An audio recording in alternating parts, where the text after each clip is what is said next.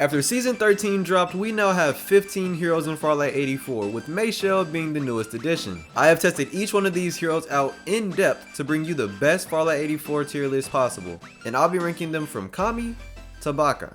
Alright, so I'm going to start this tier list off with Maychelle since she is the newest hero to the game. After using her for a couple of games, actually quite a few games, I can say that she's one of the best heroes in the game. She's not the best, but she's one of the best. So when you consider her tactical ability, it can go through walls, it can't be destroyed, and it can hit from multiple directions. So it can go up and down, left and right.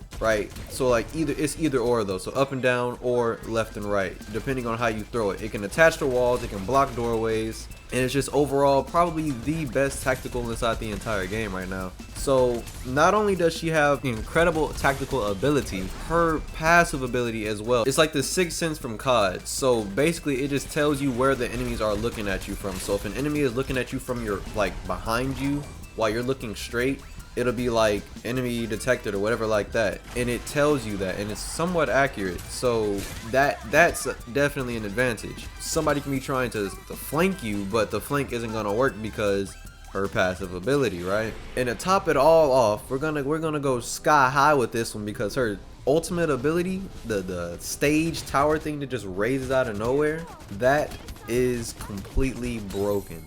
Right, so it doesn't matter where you are, you can use it in multiple different ways. You can use this to get you high ground in the middle of a grassland. You can use this to scout around you so you can see better, like the enemies around you.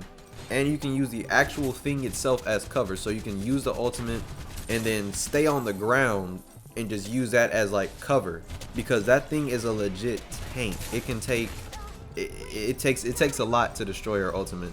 So with all of this being considered, I'm also thinking that she may be like very overpowered right now because she's the newest hero and they just want her to be used more.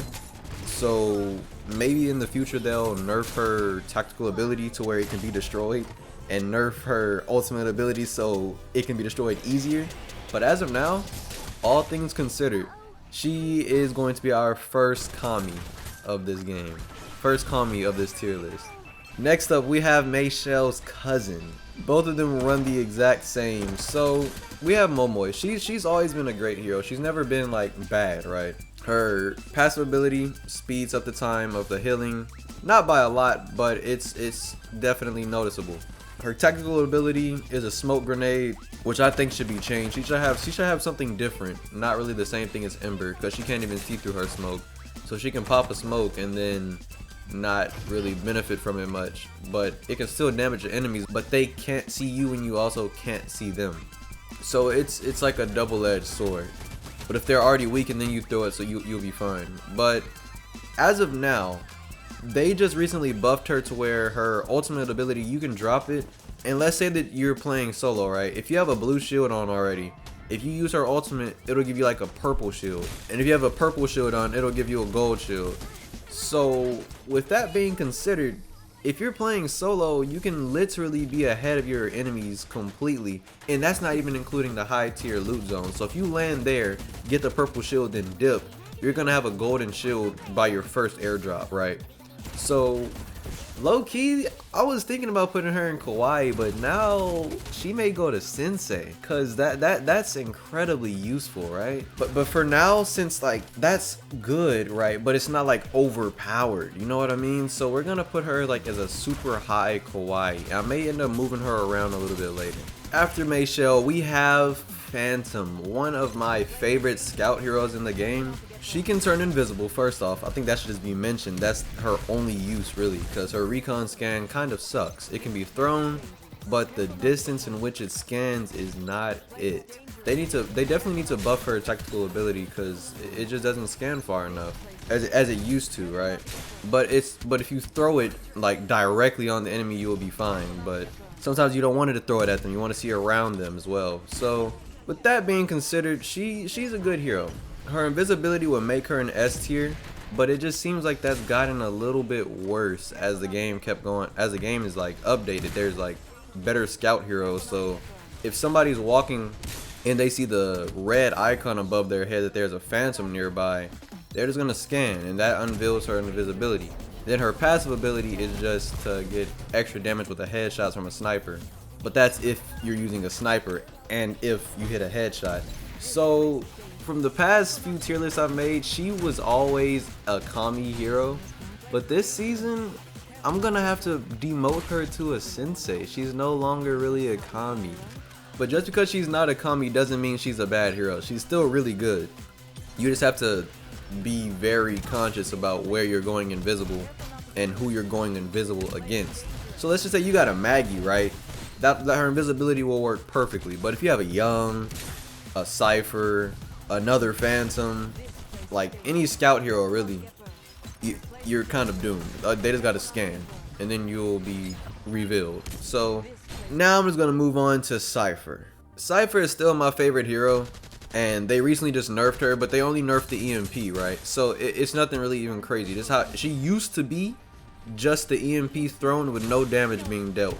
So, and she was still an S tier hero, right? She was still a Kami. But just because they nerfed her damage doesn't mean she's bad. She's still a recon. She still has a she still has the scan.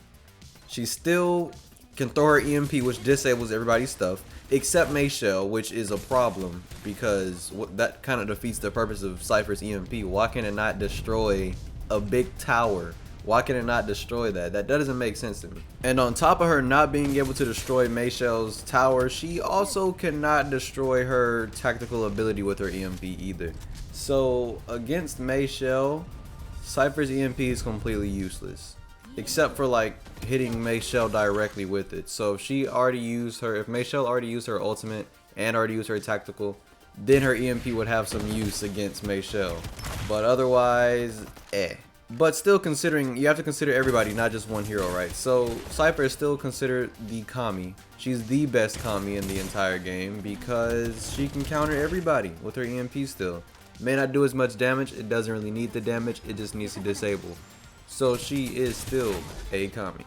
Ceanna. This season, Ceanna actually is really good. She can heal with her tactical ability, and she can heal with her drone. The drone increased the range. So last season it was like 60 meters, I believe, that she could use her drone and then not be by her teammates and then it could still work. But this season it turned to 200 meters. So that's a very big useful thing with Ceanna. And on top of that, her tactical ability actually heals pretty quick now. So if you just pop that down and then try to hide behind the wall and heal still, you're gonna be back in the fight in no time. So Ceanna is definitely becoming more of like a combat medic, which I'm digging. I'm probably gonna start using her a bit more because that is very good. But her passive ability, it heals your teammates faster as well. But it's not too much faster. It's not like, whoa, as soon as they get down, you need to pick them up. It's like, if they get down, you can wait to pick them up because it's just not that much faster, but it's still beneficial. So with all of that being considered, she's a very good support hero. I'm going to have to put her as a, she's like a mid to low, like I'm gonna say like a mid sensei. Her healing capabilities are off the charts. But who cares about healing when you can fly away? Which brings me to Maggie. Maggie is still a super good hero. She got her nerf, right? So she got the nerf, but that was only on her ultimate ability. So you may not be able to escape as well as you used to or as fast as you used to. Her ultimate still has some uses, but it's not like, oh my gosh, just you need to use her ultimate. Her tactical ability, however, is still really, really good. You can reload the mag once you roll, but the roll time got a little slower. But that doesn't really matter because you're only really rolling to just get an angle and reload the gun. So it's still, she's still really good. And on top of that, her tactical ability just increases the speed she runs after she uses a boost. So her tactical is like, I mean, her passive ability is like, right? But considering how you can use Maggie and how tactical and like fast paced you can be, she's a low tier sensei. Honestly, it seems like she's starting to get lower and lower each season though. Now we have Mr. Yong, Sir Newton Yong. Considering how many buffs he's been getting lately, like buffs and like changes and reworks to him, he's gotten better and better. So I used to have him as like the lowest tier possible because his abilities were not that good. His ultimate was good, of course, but the cooldown time on it made it bad. So you only basically use it once and you're done. So this season, his tactical ability makes your enemies like sight a little bad. Like it just makes you where you can see through like a little a little hole, right? So it blanks out everything else and you can only see like the middle of your screen, which is really good, but that's only if you hit it. So not only that, but something I don't think people do enough with Yong is using his ultimate ability but not using the scan, right? So you can literally just pop his ultimate and look around but don't scan. So that's going to give you a 40-second cooldown compared to the entire time of the cooldown he has. I think it's like 90 seconds. I want to say 90 seconds. So if you scan with his ultimate, it's like 90 seconds. But if you only look around with it without scanning, it's 40 seconds. So only really scan if you need to. If you want to look ahead, which I strongly recommend doing because you can take advantage of that, just don't use a scan. But his passive ability lets you see people's footsteps, right?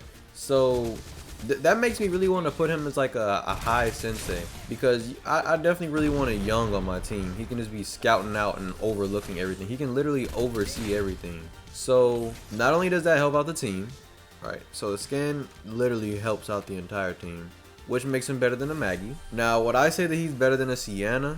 I'm gonna say yes, because scouting is far more important than healing. So I'm gonna put him, I'm actually gonna have to put him ahead of Phantom as well, because he can literally counter Phantom. He's like Phantom's worst nightmare. So once Phantom is uninvisible, so once she's no longer invisible, she's kind of useless, right? So Yong is gonna be our highest sensei for now.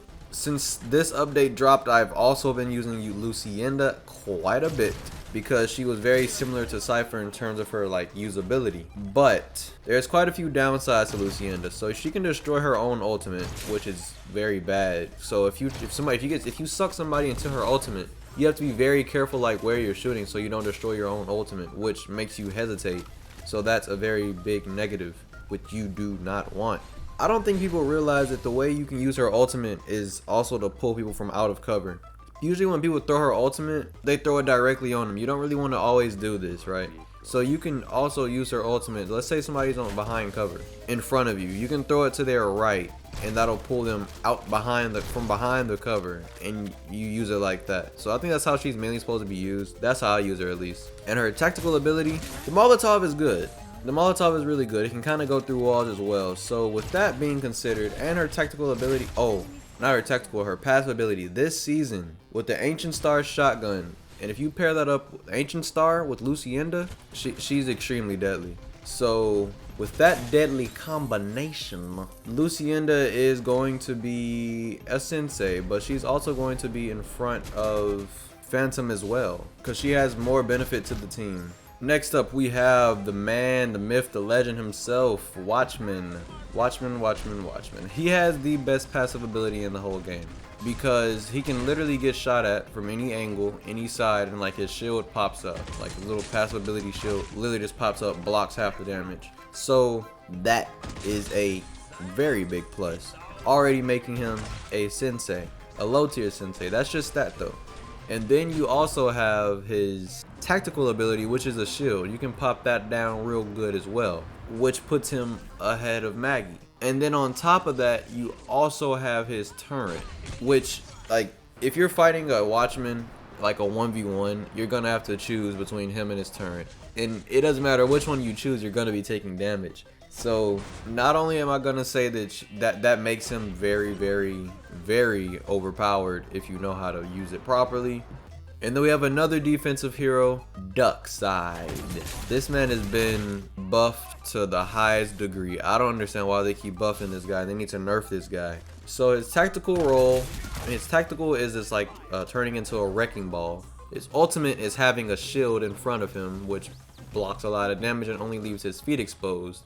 And then his passive ability is actually very good. So like every other heal, so it can heal one. Like if you're using a single cell charge, it'll heal one, and then it'll heal two. Then it'll heal one, and then it'll heal two.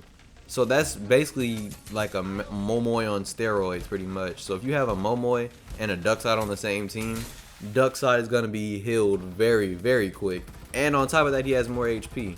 Forgot the defensive heroes have more HP now, so Watchman is still overpowered for that as well. But since Ducksyde can legit become invincible in terms of using his shield and wrecking ball to get away, he can bounce away. to the promised lands and help out the team with his defensive shield, I'm gonna have to say that he is just below a phantom. Just below a phantom. So beating a Ceanna, beating a Watchman, beating a Maggie, he can take everybody out that's below him. But the only thing is, the only reason he can't beat a phantom is because she can go invisible and he's not going to be able to shoot her. But whenever she does shoot him though, okay, if I'm considering this, so if she does shoot at him, he can just wrecking ball away and then pop up his shield.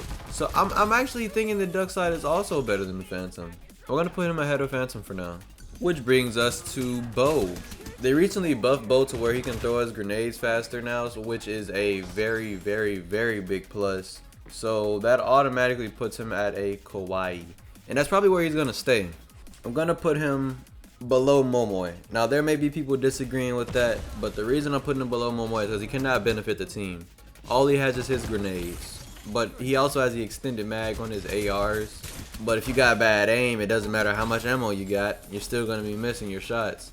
It's still a plus though, but he can't help out the team at all. At all. And he only has his grenades. It's really not even much to say about this guy, so we're just going to go ahead and roll it over to Captain. Now, something that people don't seem to understand is how to use Captain properly. His shield is not that strong, but it pops up very quickly, right? So if you're using this guy correctly, and if you time his shield and you put that down, it's basically like the passive ability for a Watchman, but better because it can take more damage and it stays up longer. So, and it can help out the whole team. But you should always have cover. You should never just purely rely on his shield as like as cover, because it's gonna easily be broken. But his water hose ability is not all of that. It's not all of that. It's okay, but at close range, if you use that versus the fastest killing gun in the game, which is the Uzi, if you use his water hose versus the Uzi's gonna win every time. So his water gun is good, but it's not good enough to be like, oh my gosh, you gotta be using it. It's not as good as it used to be. But I'm gonna put him as the highest kawaii. So he's above Momoi and above Beau, but below everybody else. MKR is purely only good, this may be a very biased opinion, but he's really only good for his ultimate ability. He can scan and look around for everybody while he's in the air. His tactical ability is good, but it's not good enough to where it's like a game changer, because it doesn't do too much area damage, right? So like if you don't hit them directly with the rockets, it's gonna do no damage, which I think is a negative. I think it should do area damage since it's a rocket barrage. But since his ultimate ability can be used to literally transport you and your entire team to higher positionings and better positions overall, I'm gonna put him as the highest kawaii, beating Captain. Now, would he beat a Captain in a 1v1? Most likely not. But just does he benefit the team more? Most definitely. So this season, I've been using primarily Syfer, Lucinda, Ember, Ceanna. Actually, I've been using quite a few people. But Ember, I have to say, is extremely good. If you bait the enemy to use all of their jetpacks, then boost on them to drop your ultimate, it doesn't matter if you're in an open field, it doesn't matter if you're in a building. If they don't have any jetpacks, they're done. Okay, they are done. They cannot fight you if they cannot see you. So, and then his tactical ability, he can see through his own smoke, which is unlike Momoi, she can't do that. But on top of that, if you're fighting somebody inside of a building, you're gonna win that fight every time. The only downside to his ultimate ability is that you cannot be jetpacking or jumping to use it. You can be crouched and walking, you can be running, and then you can pop it, but you can't jump or be in a jetpack, which I found out the hard way. I thought, but that's the only real downside about this guy. And he can also destroy his own ultimate, which is also a downside, but it's not as bad as Lucinda, to where like they're pulled towards where the center is. Like his, you can pop it, but they don't know where it's at. So bada bing, bada boom, you can't see me, John Cena style. He is the highest sensei. Wait a minute, no he's not. Yong is still the highest sensei, because if Yong drops his scan, he can still see an Ember, so it doesn't really even matter. But if the Yong gets caught inside of the Embers, oh, that's a good one. So I would really have to say that the Yong and Ember are tied, but it's gonna have to be one in front of the other, right? So I'm gonna have to put the Yong in front still, because he can scout out and do more. from a further distance than an Ember could. That's the only reason I'm going to put him in front of Ember. And lastly, I also tried out Sunil this season, and at this point he's just a fast moving character. I don't like him. He's not nearly as good as he used to be. His ultimate ability doesn't last long enough, and it doesn't do enough damage increase, and he's just not as good as he used to be anymore. His strafing speed is really good, but everybody on this list can beat him, even Momoi in a 1v1. So he's gonna have to be our one and only Baka.